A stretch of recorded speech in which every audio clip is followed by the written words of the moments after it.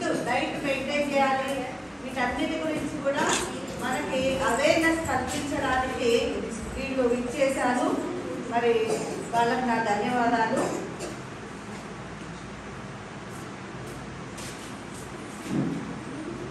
Lions club of సేవ నుంచి మన పాఠశాలకు ఇచ్చేసినటువంటి లైన్ సోదరులకి మన పాఠశాల తరఫు నుంచి చిన్న బొకేతో సన్మానించుకున్నాము. మొట్టమొదటిగా బాలగంగాధర్ సార్ని సన్మానించవలసిందిగా మన జాహ్నవిని కోరుచున్నాం సార్. ఓకే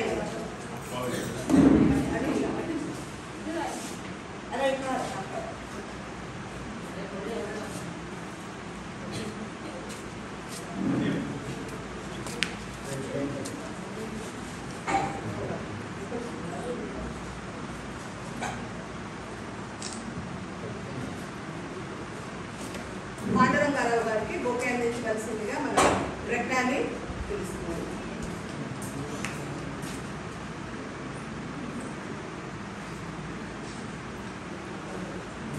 పాపరావు సార్కి బొకేని అందించవలసిందిగా లావణ్య, లహరిక ఇద్దరు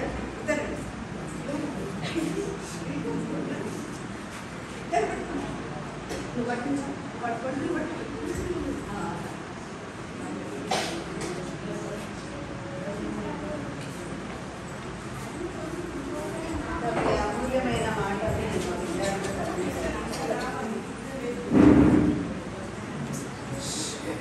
బాయ్స్ ఎవరు కూడా మాట్లాడద్దు. అందరూ ఇక్కడ మధుమేహ వ్యాధి గురించి మాట్లాడుతున్నాం. మీరు కూడా పార్టిసిపేట్ కావాలి, కానీ వేరే మాట్లాడద్దు. ఓకేనా? నేను బాయ్స్ అని ఎందుకు చెప్పాను చెప్పండి. ఆడపిల్లలు చాలా లక్షణంగా కదలకుండా చక్కగా కూర్చున్నారు. మీరే అంటే నేను కూడా మీలోకి వస్తాను. మనం అటు కదులుకున్నాం, అలా చేస్తాం.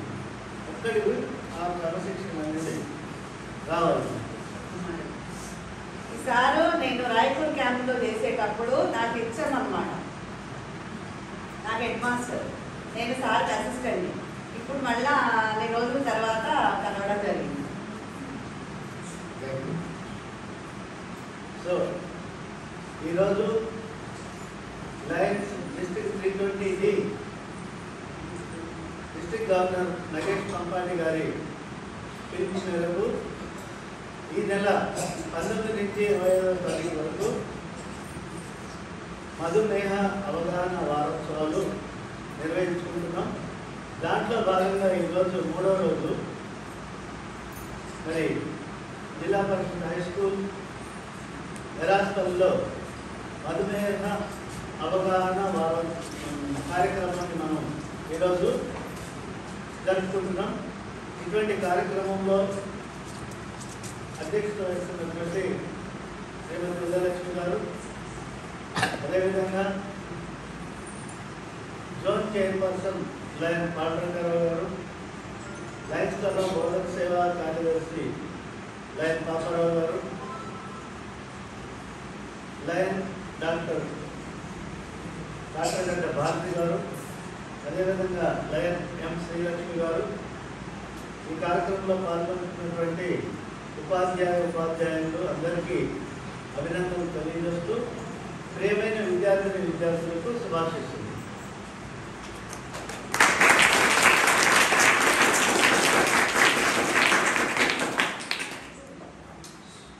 మరి ఈరోజు ప్రతి ఇంట్లో, ప్రతి వార్డులో, ప్రతి గ్రామంలో, ప్రతి పట్టణంలో, మన దేశంలో మళ్ళీ ప్రపంచవ్యాప్తంగా అందరం మాట్లాడుకునేటటువంటి ఒక వ్యాధి గురించి మీకు ఎవరికైనా తెలుసా? ఏ వ్యాధి?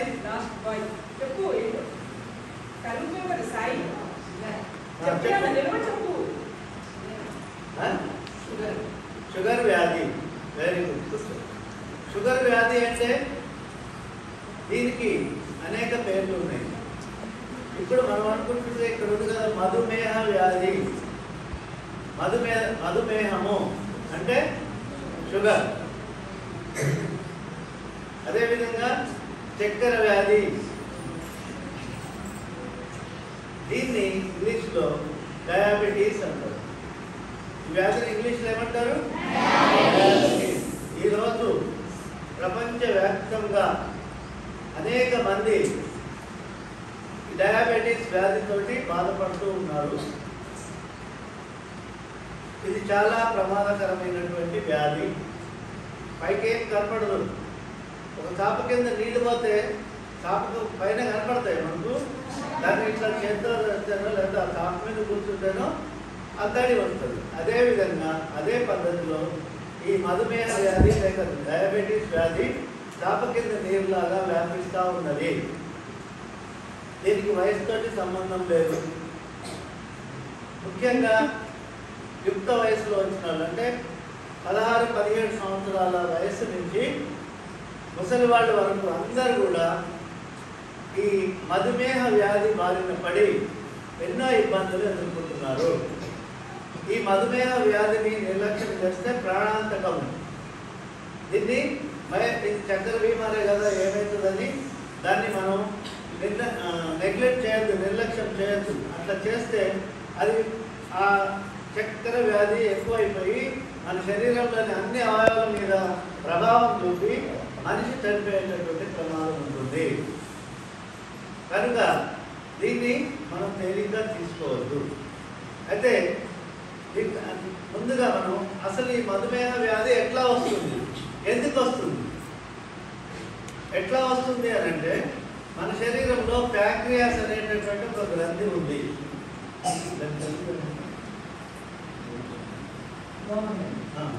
తెలుగులో దాన్ని క్లోమ గ్రంథి అంటాం. ఈ క్లోమ గ్రంథి యొక్క పని ఏంటంటే ఇన్సులిన్ అనేటటువంటి ఒక పదార్థాన్ని తయారు చేయటం. సో ఇన్సులిన్ అనేటటువంటి ఇది తయారైతే ఆ ఇన్సులిన్ దేని మనకు వస్తుంది, మనం తినేటటువంటి ఆహారంలో మన రక్తంలో జీర్ణమైనప్పుడు ఈ కొన్ని చక్కెర పదార్థాలు తయారవుతాయి, షుగర్స్. వాటి యొక్క స్థాయిలు పెరుగుతుంటాయి రక్తంలో. అటువంటి పెరిగినటువంటి షుగర్ లెవెల్స్ని తగ్గించడమే ఇన్సులిన్ యొక్క పని. అర్థమైందా? ప్యాంక్రియాస్లో తయారైనటువంటి ఇన్సులిన్ ఆ గ్రంథి బాగా పనిచేస్తున్నప్పుడు ఇన్సులిన్ తయారవుతుంది. ఈ ఇన్సులిన్ దేనికి ఉపయోగపడుతుంది, మనం తినేటటువంటి ఆహారంలో తయారైనటువంటి చక్కెర నిల్వల్ని, షుగర్ లెవెల్స్ని నియంత్రించడమే ఇన్సులిన్ యొక్క పని. ఓకేనా, అర్థమైందా? మరి కొన్ని సందర్భాల్లో కొన్ని అసాధారణమైనటువంటి అలవాట్ల వలన, కొన్ని జీవన విధానాల్లో తేడా రావడం వలన ఈ ప్యాంక్రియాస్ గ్రంథి పని చేయటం మానేస్తుంది. పని చేయటం మానేస్తే ఏమవుతుంది, ఏం తయారవుతుంది దాంట్లో అని చెప్పుకున్నాం. ప్యాంక్రియాస్లో ఏం తయారవుతుంది అన్నాం, ఇన్సులిన్. ఆ ఇన్సులిన్ ఉత్పత్తి కాదు. ఆ ప్యాంక్రియాస్ గ్రంథి పనిచేయకపోతే ఏమవుతుంది, ఇన్సులిన్ తయారు కాదు. ఇన్సులిన్ తయారు కాకపోతే ఏమవుతుంది, ఇన్సులిన్ చేసే పని ఏంటి, మన రక్తంలో మన ఆహారం ద్వారా వచ్చినటువంటి చక్కెర లెవెల్స్ని నియంత్రించడం ఇన్సులిన్ పని. మరి ఇన్సులిన్ తయారు కానప్పుడు మనం తిన్నటువంటి ఆహార పదార్థంలో ఉన్నటువంటి చక్కెరలు పెరిగిపోయి మన రక్తంలో చక్కెర స్థాయిలు లెవెల్స్ పెరిగిపోతాయి. పెరిగిపోయినప్పుడు అప్పుడు మనకు మధుమేహ వ్యాధి వచ్చినట్టుగా నిర్ధారణ చేస్తుంది. మధుమేహ వ్యాధి, డయాబెటీస్ వ్యాధి వచ్చినట్టు నిర్ధారణ అవుతుంది. మరి డయాబెటీస్ వ్యాధి వచ్చింది అని మనకు ఎట్లా తెలుస్తుందంటే దీని యొక్క లక్షణాలు ఒకసారి మనం చూసినట్లయితే, మధుమేహ వ్యాధి లేక డయాబెటీస్ కనుక మన శరీరంలో ఎక్కువైతే మనకి ఎక్కువ దాహం వేస్తుంది. ఏమవుతుంది, లక్షణాలు ఏంటి, ఎక్కువ దాహం వేస్తుంది, మనకి బాగా నీళ్ళు తాగుతూ ఉంటాం, అదొక లక్షణం. రెండోది, మన శరీరంలో బరువు తగ్గిపోతూ ఉంటాం. మన శరీరం యొక్క బరువు, ఉదాహరణకు మీరు 45 కిలోల బరువు ఉన్నారనుకో, మీకు మధుమేహ వ్యాధి లేదా డయాబెటీస్ వ్యాధి కనుక సోకినట్లయితే క్రమక్రమంగా 3 నెలలకు, 4 నెలలకు, 5 నెలలకు, 6 నెలలకు మీ బరువు 3 కిలోలు, 4 కిలోలు తగ్గిపోతుంది. దీని వల్ల కూడా ఇదొక లక్షణం, బరువు తగ్గడం అనేది ఒక లక్షణం. మూడోది మన కంటి చూపు మందగిస్తుంది.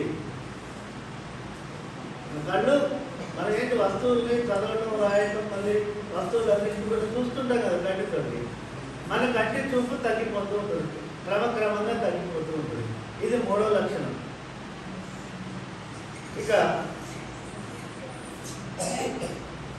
తరచుగా ఎక్కువగా మూత్ర విసర్జనకు పొందుతుంటాం. మీరు పిల్లలుగా క్లాసులో ఉన్నప్పుడు విసర్జన సార్ అడుగుతారు. ఇట్లా తరచుగా మూత్ర విసర్జన చేయటం అనేది కూడా ఇదొక లక్షణం. మధుమేహ వ్యాధి లేక డయాబెటిస్ సోకింది అనే దానికి ఇదొక లక్షణం. అదేవిధంగా ఎవరికన్నా ఆడుకునేటప్పుడు ఏదో అనుకోకుండా కనిపించుకున్నప్పుడు గాయం అవుతుంది, శరీరంలో గాయం అవుతుంది. ఆ గాయం తొందరగా తగ్గదు. ఎవరికి తగ్గదు? షుగర్ వ్యాధి ఉన్నాడు తగ్గదు. గాయము తొందరగా నయం కావట్లేదు అని అంటే మీకు డయాబెటిస్ వ్యాధి ఉందనేది ఇదొక లక్షణం తెలియజేస్తుంది.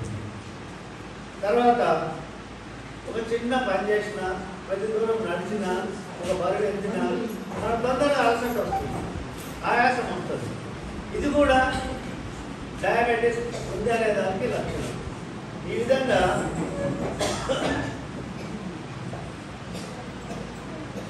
అంటే ఈ లక్షణాలు ఉన్నాయంటే అర్థం ఏంటి? మన శరీరంలో ఉండే రక్తంలో గ్లూకోజ్ లెవెల్స్ పెరిగినాయి. గ్లూకోజ్ అంటే చక్కెర. గ్లూకోజ్ అంటే ఏంటి? చక్కెర స్థాయిలు పెరిగినాయని అర్థం. ఈ లక్షణాలు ఉంటే తప్పకుండా మనకు ఈ మధుమేహ వ్యాధి వచ్చింది అనే దానికి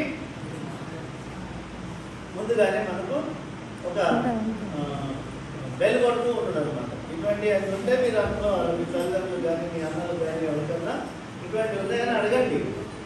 అడిగితే తప్పలేదు. ఎందుకనంటే prevention is better than cure. అంటే ఏదైనా ఒక జబ్బు కానీ ఒక ఇది కానీ రాకంటే ముందు దాని గురించి ముందు జాగ్రత్తలు తీసుకోవడం చాలా మంచిది. వచ్చిన తర్వాత బాధపడేటటువంటి జబ్బు రాకంటే ముందు దానికి సంబంధించినటువంటి లక్షణాలు తెలుసుకొని దానికి సంబంధించినటువంటి విషయాలన్నీ కూడా తెలుసుకోవడం మన ఆరోగ్యపరంగా చాలా మంచిది. కనుక మీకు ఇవన్నీ తెలవాలనే చెప్తున్నాం విషయం. ఈ వయసు నుంచే మీకు దీని మీద అవగాహన కలగాలి. ఎందుకు అంటే ఇది చాలా ప్రమాదకరంగా ప్రపంచవ్యాప్తంగా అన్ని దేశాల్లో చాలా వేగంగా వ్యాప్తి చెందుతున్నటువంటి వ్యాధి డయాబెటిస్ వ్యాధి, మధుమేహ వ్యాధి. కనుక దీని మీద మీకు అవగాహన కలగాలని చెప్పి ఈరోజు మీకు ఇక్కడ చెప్పడం జరిగింది. అయితే కొన్ని చిట్కాలు కూడా పాటించాలి మనం. కొన్ని చిన్న చిన్న చిట్కాలు అంటే వైద్యానికి సంబంధించినటువంటి చిట్కాలు ఇంటనే చెప్తాను. ఏంటి? మధుమేహానికి సంబంధించి మనకు మధుమేహ వ్యాధి రాకుండా ఉండాలి అంటే ఏం చేయాలి మనం? అన్నిటికంటే మీరు బాగా గుర్తుపెట్టుకోవాల్సింది క్రమం తప్పకుండా వ్యాయామం చేయాలి. వ్యాయామం చేయడం అంటే ఏంటి? అనేక రకాల ఎక్సర్సైజ్. మీకు పీఈటీ సార్ ఉన్నారా? ఓకే, పీఈటీ ఇంతకుముందు ఉన్నారు కదా. అయితే మీకు గేమ్స్ ఆడటం, తర్వాత ఓకే ఓకే పీఈటీ లేకుండా మీరు కబడ్డీ, ఖోఖో ఇటువంటి అది ఆడుతుంటారు కదా. రన్నింగ్ చేస్తుంటారా? చేయాలి. లేదు ఇవన్నీ అనుకున్న స్థాయిలో లేకపోతే ఉదయం లేవగానే మీరు వాకింగ్ పోవాలి. ఉదయం లేవగానే వాకింగ్కి వెళ్ళిపోవాలి. ఎప్పుడు దాకా పోవాలి, ఎంత దూరం పోవాలంటే మీ వయసుకు సంబంధించి చర్యలో వ్యాయామం అనేది ఒక భాగం కావాలి. అయితేనే మీకు ఆరోగ్యమైనటువంటి శరీరం ఉంటుంది. మీకు ఈ మధుమేహ వ్యాధి రావడానికి అవకాశం తక్కువగా ఉంటుంది. తర్వాత ఇంకేం చేయాలి? ఆరోగ్యకరమైనటువంటి ఆహారాన్ని ప్రతిరోజు తీసుకోవాలి మనం. ఆరోగ్యకరమైనటువంటి ఆహారం అంటే ఏంటి? ఆరోగ్యకరమైన ఆహారం అంటే ఏంటి? కలుషితం కానటువంటి ఆహారం.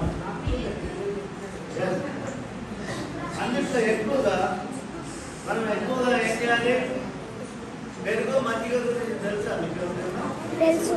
పెరుగు మీ హాస్పిటల్ నుంచే ఒకరికి ప్రతిరోజు కొన్ని వందల లీటర్ల పాలు వస్తూ ఉంటాయి. మీకు పెరుగు గురించి మధ్య గురించి బాగా తెలిసింది.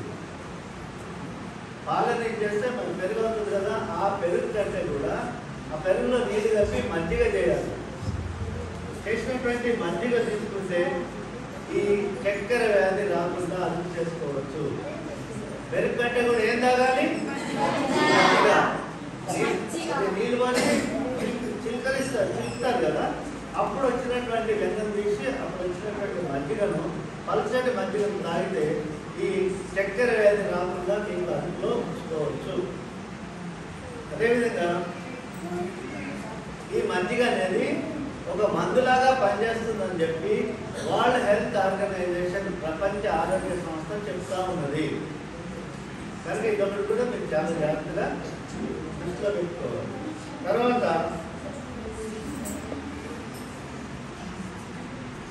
తాజా కూరగాయలు. ఏంటి? తాజా కూరగాయలు తినాలి. ఫ్రిడ్జ్లో పెట్టినటువంటి కూరగాయలు కాదు, తాజా కూరగాయలు అన్న అందుకోసం. ఫ్రిడ్జ్లో పెట్టినటువంటి కూరగాయలు తాజాయా? కాదు. ఫ్రిడ్జ్లో పెడితే 2 రోజులు, 3 రోజులు, 4 రోజులు, 5 రోజులు ఉంటాయి. వాటికంటే కూడా తాజా కూరగాయల్ని తినాలి. ఆకుకూరలు ఎక్కువ తినాలి. తర్వాత క్యారెట్, బీట్రూట్ లాంటి వీటిని కూడా ఎక్కువగా మన ఆహారంలో భాగం చేసుకోవాలి. అదేవిధంగా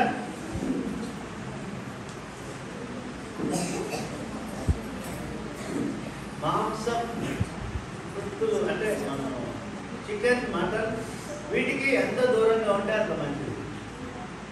చికెన్, మటన్కు ఎంత దూరంగా ఉంటే అంత మంచిది. కానీ మీరు అడగవచ్చు, సార్ మీరే పౌష్టిక ఆహారంలో చికెన్, మటన్ తినమని చెప్తున్నారు కదా అంటున్నారు. కానీ పరిస్థితులు మారిపోయినాయి. ఈరోజు ఒక కోడి పిల్లలను తీసుకొచ్చి దీంట్లో పెంచుతారు కదా పౌల్ట్రీలో.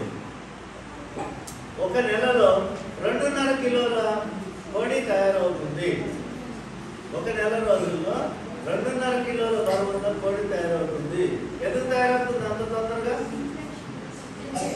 దానికి వాళ్ళు ఇంజక్షన్లు, పౌల్ట్రీ ఫీడింగ్ చేసి చాలా బలవంతంగా వాటికి ఎక్కించి ఆ కోడి తయారయ్యేది చేస్తున్నారు. దాంట్లో ఏముంటుంది? ఒక విధంగా చెప్పాలంటే విష పదార్థాలు. కనుక పౌల్ట్రీ నుంచి తయారైనటువంటి కోడి మాంసాన్ని తీసుకోవడం మానేయండి. అర్థమైందా? అదేవిధంగా మాంసం, మేక ఇటువంటి మాంసం వాటికి కూడా అనేక రకాలైనటువంటి జబ్బులు వస్తూ ఉన్నాయి. కానీ ఆ జబ్బు వచ్చిందా లేదా, ఎవరు సర్టిఫై చేస్తారు? మన వెటర్నరీ డాక్టర్ మన ఇళ్ళలో ఉంటారు కదా. కాబట్టి వాటికి కూడా మనం చాలా దూరంగా ఉంటే, మటన్ కూడా దూరంగా ఉంటే మంచిది. వాటికి నీట్గా ఇందాక నేను చెప్పినట్టు కూరగాయలు, ఆకుకూరలు, పండ్లు, తర్వాత పండ్లు, తర్వాత మనకు నట్స్ అని వస్తున్నాయి. ఇప్పుడు ఏముంటాయి నట్స్ అంటే ఐడియా ఉందా మీకు? పిస్తా, కాజు, బాదం, ఇంకా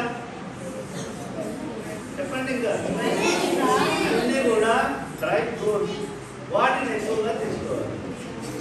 ఇప్పుడు మనకు మటన్, చికెన్ కంటే కాస్ట్లీ ఎక్కువ ఏం కాదు డ్రై ఫ్రూట్స్. కూరగాయలు, ఆకుకూరలు, పండ్లు ఏం కాస్ట్లీ కాదు. వీటికే మనం మటన్కి 800, 1000 రూపాయలకి కిలో కొంటాం. చికెన్కి 250, 300 కిలోలు కొంటాం. దాని బదులు తాజా కూరగాయలు, ఆకుకూరలు, పండ్లు, పాలు, తర్వాత డ్రై ఫ్రూట్స్ ఇటువంటి అన్నీ కూడా తీసుకోవటం వల్ల మనం మధుమేహ వ్యాధి నుంచి మనం మన రక్షణ పొందగలుగుతూ ఉంటాం. అయితే ఈ మధుమేహ వ్యాధి చాలా ఆందోళనకరంగా ప్రపంచవ్యాప్తంగా వ్యాప్తి చెందుతూ ఉంటుంది. మరి మధుమేహ వ్యాధి వచ్చిందని రక్తం పరీక్ష చేసుకుంటాం. మనం చేసుకున్నప్పుడు ఎంత ఉండాలి షుగర్ అని అంటే ఇక్కడ ఒక మనకు ఇచ్చారు. అంటే ఫాస్టింగ్ అంటే ఉపవాసం, అంటే ఏం తినకుండా, నీళ్ళు కూడా తాగకుండా, ఏం చాయ్ తాగకుండా, ఏం తినకుండా ఉన్నప్పుడు 126 mg అనేది ఉండాలి మన షుగర్ మన రక్తంలో.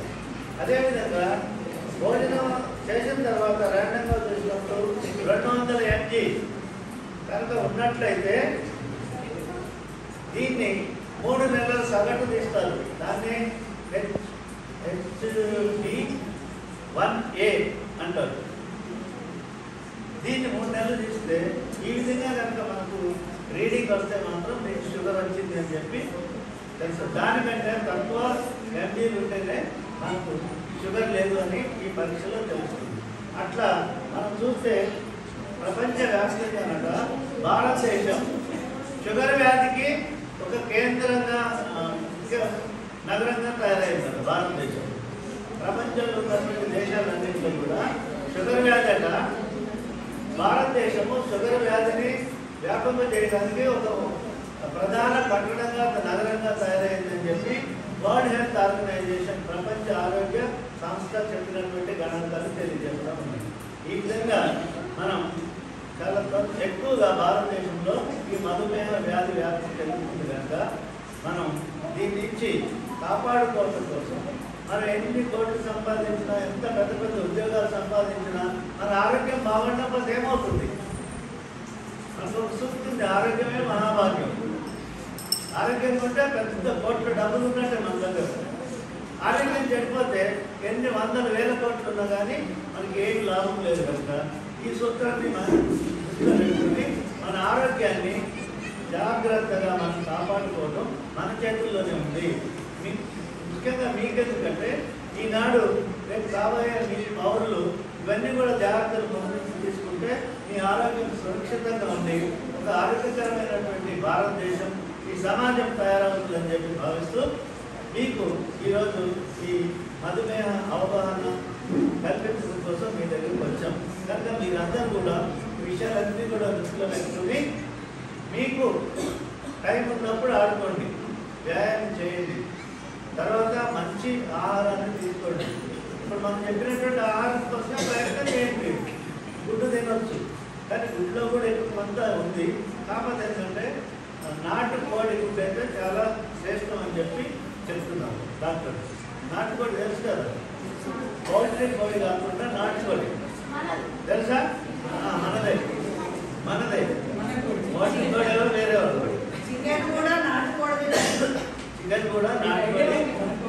ఎందుకంటే నాటుకోడి వాటికి మనం ఏం తినిపియం.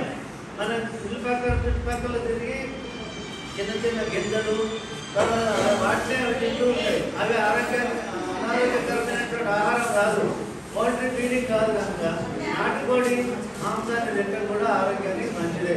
ఇవన్నీ కూడా దృష్టిలో పెట్టుకొని మీరు ముందు మీ భవిష్యత్తులో మంచి ఆహార అలవాట్లు కలిగి ఉండి ఈ మధుమేహం గురించి జాగ్రత్త పడి మీరు మీ కుటుంబాలని మీ గ్రామాల్లో మీరు కూడా వాళ్ళకి పక్కన వాళ్ళకి అవగాహన కల్పిస్తూ ఒక మంచి ఆరోగ్యకరమైనటువంటి సమాజం ఏర్పాటులో మీరు ముఖ్య పాత్ర వహించాలని కోరుకుంటూ సెలవు. పిల్లలకు చాలా విలువైనటువంటి డయాబెటిస్ ఎట్లా వ్యాపిస్తుంది, మనం ప్రికాషన్స్ ఏం తీసుకోవాలి అనేటటువంటివి చాలా చక్కగా వివరించారు. మరి పాటిస్తారా కొన్నైనా? ముఖ్యంగా ఏం చేయమన్నారు సారు? ఎక్సర్సైజ్ చేయమన్నారు, తర్వాత వాకింగ్, తర్వాత మంచి ఫుడ్. ఓకే, ఇవన్నీ చేయమన్నారు. జీవితంలో కొంచెం ప్రతిరోజు కొంత సమయాన్ని కేటాయించుకొని అవన్నీ కూడా చెయ్యాలి అని చెప్పేసి విలువైనటువంటి సూచనలు అందజేశారు మీరు. మీకు మా పాఠశాల ధన్యవాదాలు తెలియజేస్తున్నారు. మళ్ళీ మీకు చిన్న ఇన్ఫర్మేషన్, లేటెస్ట్ మధుమేహ వ్యాధి మనకు దగ్గర రాకుండా ఉండాలంటే మనం ఏం చేయాలి? ఆల్కహాల్ అనేటటువంటిది తీసుకోవద్దు.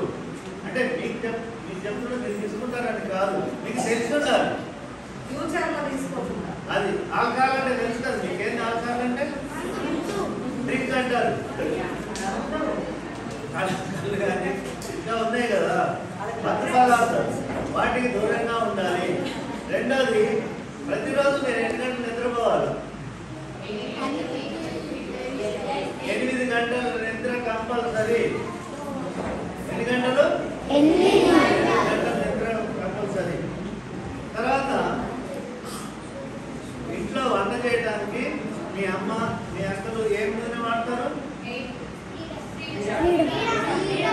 ఫ్రీడమ్. ఇవన్నీ కాదు, ఆలివ్ నూనె వాడాలి. ఈ నూనెలన్నింటిలో కూడా ఆలివ్ ఆయిల్ కూడా చాలా రేటు చాలా అంటే సరళంగా ఉంది కనుక ఆలివ్ ఆయిల్ గురించి చెప్పండి. ప్రతిరోజు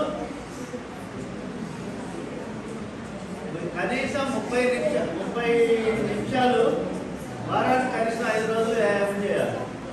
గంటలు చేస్తే లాభం లేదు.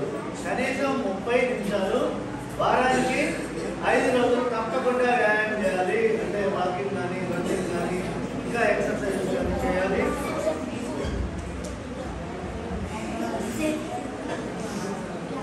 తర్వాత మీరు ఇక్కడ స్కూల్లో మీకు సంబంధించి చెప్తున్నారు. ఉదయం నుంచి మళ్ళీ వెళ్ళే వరకు చాలా వరకు కూర్చొని ఉంటారు, కింద కానీ బెంచ్ మీద కానీ ఎక్కుతారు. కానీ మీరు 2 గంటలు 3 గంటలు కూర్చున్న తర్వాత మీకు అందుకనే షార్ట్ ఇంటర్వెల్స్ ఉంటాయా? ఉంటాయి. మళ్ళీ లంచ్ బ్రేక్కి మళ్ళీ బ్రేక్ అవుతారు. ఈ టైంలో మీరు కొద్దిగా నడుస్తూ ఉండాలి. కానీ చాలా మంది పిల్లలు ఏం చేస్తారంటే ఇంటర్వెల్ అయినా అక్కడే కూర్చొని రాసుకోవడం చదవడం అది మంచి అలవాటు కాదు. తప్పకుండా ఇంటర్వెల్లో బయటకు వెళ్ళాలి. మీకు వంటూ ఏదైనా ఉన్నా లేకుండా కొద్దిగా అటు ఇటు తిరగాలి. తిరిగితే మీ రక్త ప్రసరణ బాగుంటుంది. రక్త ప్రసరణ బాగుంటే రక్తంలో చక్కెర నిల్వలు సరిచేయబడుతూ ఉంటాయి. ఓకేనా? అదేవిధంగా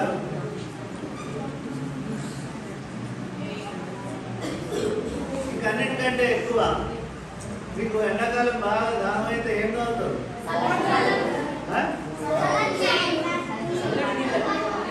నీళ్ళు కాదు, కూల్ డ్రింక్స్. ఏం తాగుతారు? Coca Cola, Thums up.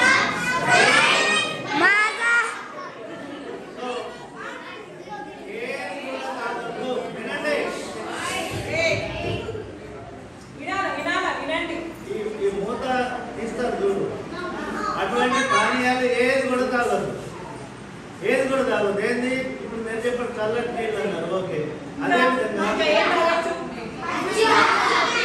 ఇంకా కొబ్బరి నీళ్ళు, తర్వాత నిమ్మరసం, నిమ్మకాయ ఇటువంటి న్యాచురల్ మాట్లాడదు. అయిపోయింది. న్యాచురల్ అంటే మనకు సహజంగా దొరికేటటువంటి ఈ పానీయాలనే తాగాలి. మల్టీనేషనల్ కంపెనీలు తయారు చేసే Coca Cola, Thums Up, Sprite, Limca ఇవన్నీ కూడా దూరంగా ఉండాలి మనం. తర్వాత పెద్ద భవనాలు ఉంటాయి, 4 అంతస్తులు 5 అంతస్తులు వినండి, భవనాలు ఉన్నాయి కదా. అక్కడ ఏముంటది? 5 అంతస్తులు బిల్డింగ్ ఉంటే 5th ఫ్లోర్ పోవాలంటే ఏముంటది? లిఫ్ట్. కానీ మీరు లిఫ్ట్ ఎక్కొద్దు. ఎట్లా వెళ్ళాలి? మెట్లని వాడాలి. మెట్లని ఎక్కువగా వాడాలి. ఈ లిఫ్ట్ల వరకు కొద్ది ఏజ్డ్ వయసు ఎక్కువ ఉన్న వాళ్ళు లిఫ్ట్లు వెళ్తారు. మీలాంటి వాళ్ళు ఇంకా 20 సంవత్సరాలు ఉన్న వాళ్ళు కూడా మెట్లనే వాడాలా. దానివల్ల మన శరీరానికి కావాల్సినటువంటి వ్యాయామం దొరుకుతుంది. ఇక ఎక్కువ మంది యువత ఈరోజు కాలేజ్ అంటే మీ స్కూల్ దాటిన కాలేజ్ పోయిన ఎక్కువ ఏం తింటారు? హోటల్లో ఫాస్ట్ ఫుడ్. ఓకే. దాన్ని పిజ్జా, బర్గర్ అంటారా? పిజ్జా తిన్నారా? బర్గర్ తిన్నారా? ఇవన్నీ కూడా ఓకే. పిజ్జా, బర్గర్, కేక్ కూడా ఇవన్నీ కూడా మన ఆరోగ్యానికి హాని చేసేటటువంటి ఆహార పదార్థాలు. మాట్లాడదు. కేక్ తినద్దు, బర్గర్ తినద్దు, పిజ్జా తినద్దు. ఇవన్నీ కూడా మన ఆరోగ్యానికి హాని చేసి మన శరీరంలో రక్తంలో షుగర్ లెవెల్స్ పెంచుతూ ఉంటాయి. అవన్నీ తినకుండా ఏం తినాలి మనం? ఇందా చెప్పాను కదా మనం. ఎగ్ కాదు, నట్స్ తినండి. ఆకుకూరలు అన్నం తినేటప్పుడు తింటాం, నట్స్ ఎక్కువగా తినండి. ఓకేనా? తర్వాత కాఫీ టీ కూడా ఎంత దూరంగా ఉంటే అంత మంచిది. కాఫీ టీ కూడా దూరంగా ఉండండి, అలవాటు చేసుకోవచ్చు. ఇవన్నీ చేస్తే మన ఆరోగ్యం మన చేతుల్లో ఉంటుంది. మన ఆరోగ్యం మన చేతుల్లోనే ఉంటుంది. మన ఆరోగ్యం పాడైందనుకో మనం ఎవరి చేతుల్లో పోతాం? హాస్పిటల్ డాక్టర్ చేతుల్లో పోతాం. ఓకేనా? మరి మీ ఆరోగ్యం మీ చేతుల్లో ఉంచుకుంటారా, డాక్టర్ చేతిలో పెడతారా? So very good. మీ ఆరోగ్యాన్ని మీ చేతుల్లో ఉంచుకోండి. డాక్టర్ దగ్గరికి పోవద్దు, అటువంటి పరిస్థితులు తెలుసుకోవద్దు. కనుక ఇటువంటి మంచి ఆహారపు అలవాట్లు కలిగి ఉంటే మీకు ఎటువంటి వ్యాధి, ముఖ్యంగా మధుమేహ వ్యాధి మీ దగ్గరికి రాదు. మీరు ఆరోగ్యవంతమైనటువంటి జీవితాన్ని గడుపుతారు. ఆరోగ్యవంతమైన జీవితం గడిపితే మీరు మంచిగా చదువుకుంటారు, మీరు ఉన్నత స్థాయికి చేసుకుంటారు అని చెప్పి తెలియజేస్తూ సెలవు తీసుకున్నా. Thank you.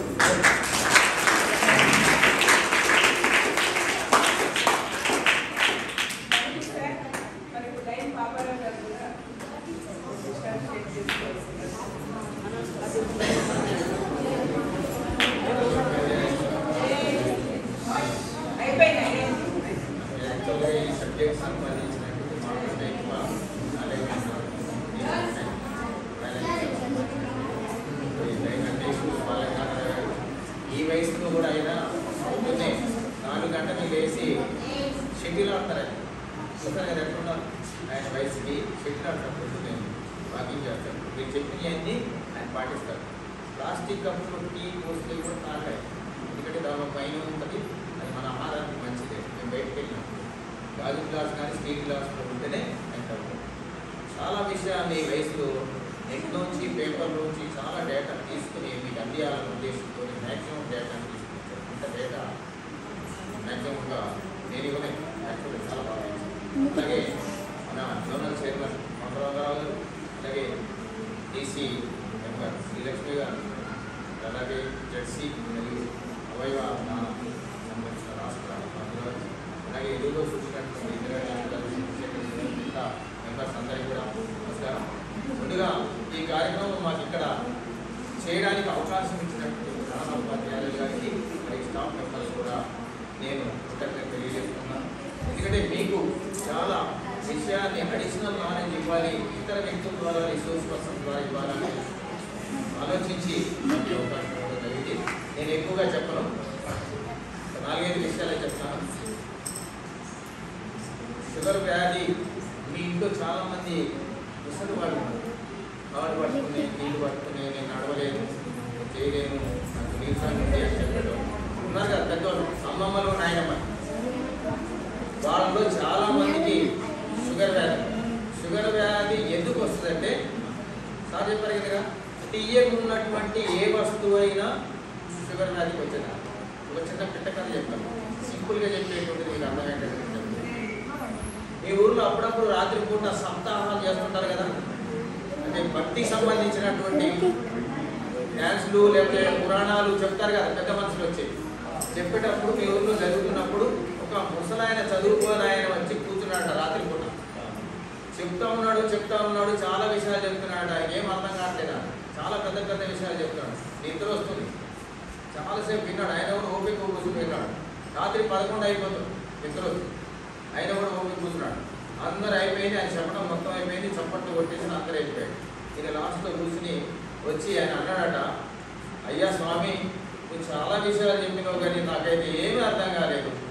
నాకు ఏదైనా నాకు అర్థమయ్యేటట్టు 2 ముక్కల్లో చెప్పు, అయితే నాకు అర్థమవుతున్నాను. అంటే ఆయన చెప్పేటువంటి స్వామి చాలా తెలియగలడు, చాలా గొప్ప. ఇంత విషయాన్ని 2 ముక్కల్లో చెప్పమన్నాడని ఏం చెప్పాడంటే, బాబు నువ్వు రోజు చేస్తున్నటువంటి పనుల్లో ఏదైతే గర్వంగా అందరికీ చెప్పుకోగలుగుతావో అవన్నీ కూడా పుణ్యం, అవి చేయదగినవి, అవి చెయ్యి. ఏ విషయం అయితే సిగ్గుపడతావో, నలుగురితో పంచుకుంటానంటే భయపడతావో, లేదా చాటుగా చేస్తావో, దొంగతనంగా చేస్తావో అవన్నీ కూడా చెడు, అవన్నీ కూడా పాపం, అవి అని చెప్పాడు. అట్లాగే మొత్తం దానిలో ఇప్పుడు చెప్తున్నటువంటి సారాంశంలో రెండే మొక్కలు మీకు చెప్తాం. ఏం చేయాలి ఏం చేయకూడదు అంటే తినేటువంటి విషయాల్లో బ్రతికి ఉన్నటువంటి వాటిని తినండి, చచ్చిపోయినటువంటి ప్రాసెస్ అయినటువంటి బ్రతికి ఉన్న ఏంటి గింజలు ఉన్నాయంటే గింజలు కందులు మినుములు పెసర్లు వడ్లు బియ్యము ఇట్లాంటివన్నీ వడ్డనేలు ఇవన్నీ మళ్ళీ కూరగాయలు ఆకుకూరలు ఇవన్నీ ఏంటి సజీవమైనటువంటి ప్రాణం ఉండి మనం తినగలిగినట్టు. నిర్జీవమైనటువంటి చచ్చిపోయినవి అంటే ఏంటి ఇవన్నీ కూడా తీసుకెళ్ళి ఫ్యాక్టరీలోకి తీసుకెళ్ళి ఫ్యాక్టరీలో ఇంకా వేరే కూడా కలిపి వేడి చేసి అవి చేసి ఇవి చేసి దాన్ని అన్నింటినీ ప్యాకెట్లో తీసుకుని వస్తారు కదా, అవన్నీ కూడా చచ్చిపోయిన వాటిని తినాలి. ఇంకొకటి ఏంటి ఇంట్లో వీటిని ఇంకో రకంగా చేసి నీళ్ళ రూపంలో తయారు చేసుకొచ్చి దాని మీద మూత పెడతారు. నాకు సార్ చెప్పారు కదా, దాని మీద సీల్ వేసి మూత పెడతారు. Thums Up, Pepsi, Coca Cola, ice cream, బాదం మిల్క్ ఇట్లాంటి ఏదైనా సరే మూత తీసి తాగేటువంటి వాటన్నిటికీ దూరంగా ఉన్నాడు. సింపుల్గా చెప్తాం. ప్యాకెట్స్ చింపేటి ఉప్పులు కానీ మీకు తెలిసి కాబట్టి రోజువారీలో ఏదైనా దుకాణానికి పోయి ప్యాకెట్ చింపి తింటారు కదా, అవన్నీ కూడా మంచిగా కాదు. మూత చింపి తాగేటువంటి అన్నీ కూడా మంచిగా కాదు.